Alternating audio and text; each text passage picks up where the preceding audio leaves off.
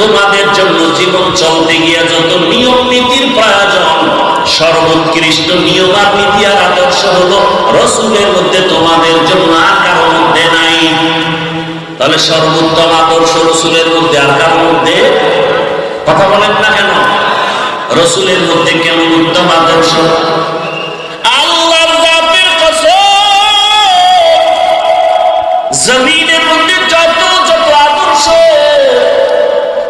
এক কথা আমি সারা বাংলাদেশে এক কথায় জবাব দেই, দুনিয়াতে কত আদর্শের গান শুনি।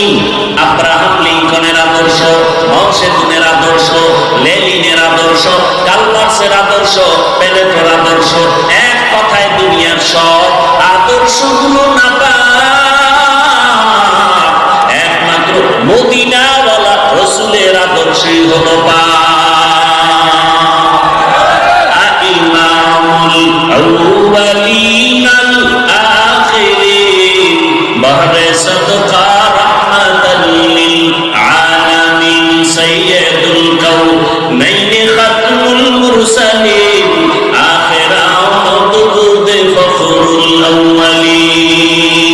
রহমতের নবীর আদর্শ কত পাওয়ারওয়ালা।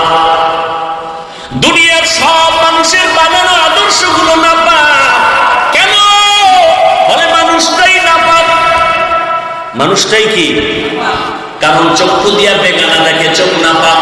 জবান দিয়া গালি দেয়, গীবত করে, জিহ্বা না পাক। হাত দিয়া মানুষের বিরোধিতায় লেগে, হাত না পাক। এরপরে তিন বেলার খানা খায় যে মদ পান করে, বিড়ি টানে, ওর দিমাগ না পাক, ওর অন্তর না পাক। এই না পাক দিমাগ দিয়া যা লেখবে, যা বলবে, সব হবে না পাক। গর্ব সুরত